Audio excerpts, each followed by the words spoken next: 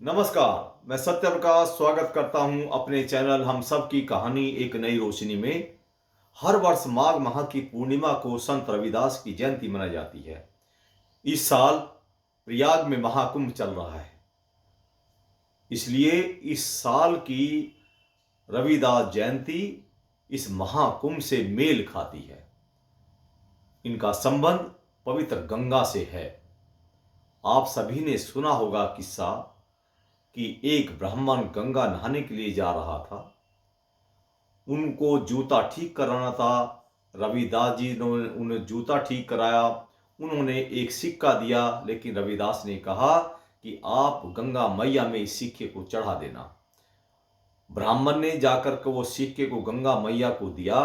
गंगा मैया ने उनको एक कंगन दिया और कहा कि इसको रविदास जी को दे देना। लेकिन ब्राह्मण के मन में लोभ आ गया और उन्होंने राजा को दे दिया और धन प्राप्त कर लिया। वो कंगन रानी को बहुत सुंदर लगा।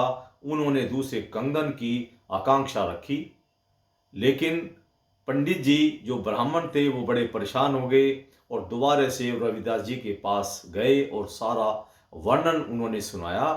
वे बड़े परेशान थे। उन्होंने कहा कि कोई बात नहीं। उन्होंने एक जूते के अंदर गंगा मैया का नाम लेकर के पानी डाला और उसी में से उन्होंने कंगन दूसरा कंगन निकाल के दे दिया। तभी से यह कहावत है कि मन चंगा तो खटोती में गंगा। मैं महाकुंभ से इसलिए जोड़ना चाहता हूं कि महाकुंभ में हम कहते हैं कि हमारे पाप धुल जाएंगे, हमें पुण्य मिल जाएगा। लेकिन उनका मानना है कि अगर मन की गंगा को मन को साफ रखा जाए तो आदमी को कहीं जाने की जरूरत नहीं है। गंगा जमुना सरस्वती हमारे अंदर ही बहती है। अगर मन को शुद्ध रखें तो गंगा जमुना सरस्वती महाकुंभ हम रोज स्नान कर सकते हैं। ये एक ऐसे संत थे जिनको शिरोमणि की संज्ञा दी गई थी। ये गुरु नानक जैसे संत, मीराबाई जैसे संत के आध्यात्मिक गुरु थे। इनके दोहे, इनके पद गुरु ग्रंथ साहिब में भी मिलते हैं। उस समय में ये बड़े समाज सुधारक थे। ये उस समय पर जितने प्रासंगिक थे वो आज भी उतने ही प्रासंगिक है। ये भक्ति आंदोलन में एक प्रेरणा संत के रूप में काम करते थे और बहुत ही साधारण विचारों के व्यक्ति थे। इन्होंने खासकर जात पात पर बहुत, उनके उन्मूलन पर बहुत जोर दिया। उनका कहना था कि कोई लोग जन्म से कोई किसी जात का नहीं होता, सबकी जात एक है, मनुष्य। आदमी के कर्म ही उसको अच्छा बुरा ऊंचा नीचा बनाते हैं। सबसे अधिक जोर उनका इसी बात पर था और लोगों के मन के अंदर साधारण भाव रखना ये उनका मकसद था। उनका एक दोहा मुझे याद आता है। वो कहते हैं, रविदास जन्म के कान ने होत न कहो नीच, नर को नीच करी डारी है, ओछे कर्म की कीच। रविदास जन्म के कारणे होत न कहो नीच, नर को नीच करी डारी है, ओछे कर्म की कीच। अर्थात कि कोई आदमी छोटा बड़ा नहीं होता, वह उसके कर्मों से ही नापा जाता है। उसके कर्म कोई बड़ा या ऊंचा, उसके कर्म ही उसको बनाते हैं। जन्म से सब एक जैसे ही रहते हैं।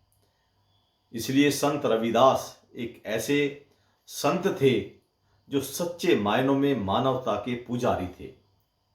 मीराबाई जैसी संत जो भगवान श्री कृष्ण को अपना आराध्य समझती थी, उनसे साक्षात करती थी, उन्होंने, मीराबाई ने रविदास जी को अपना गुरु बनाया था। आप उनकी महानता देखिए।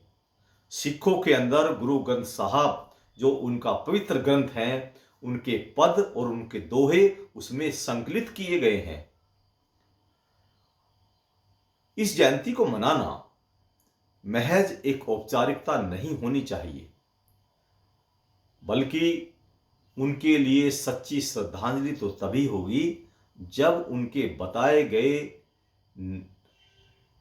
उद्देश्यों पर, उनके आदर्शों पर कुछ काम किया जाए।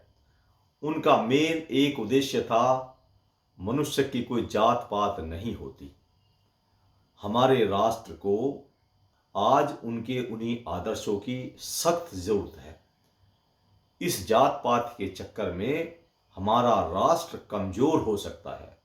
2047 तक अपने राष्ट्र को विकसित देश बनाने के लिए एक अहम मुद्दा जो जात पात का है, इसको दूर करना होगा। तभी लोग संगठित होकर प्यार से, प्रेम से मिलकर, सभी लोग हाथ से हाथ मिलाकर इस देश को 2047 तक विकसित राष्ट्र बना पाएंगे। आज उनकी जन्म की तिथि पर, उनकी जयंती पर हम सबको उनको नमन करना चाहिए और उनके आदर्शों को अपने जीवन में, अपने दिल की गहराइयों में उतारना चाहिए। मैं उनको अपने तहे दिल से नमन करता हूं। धन्यवाद।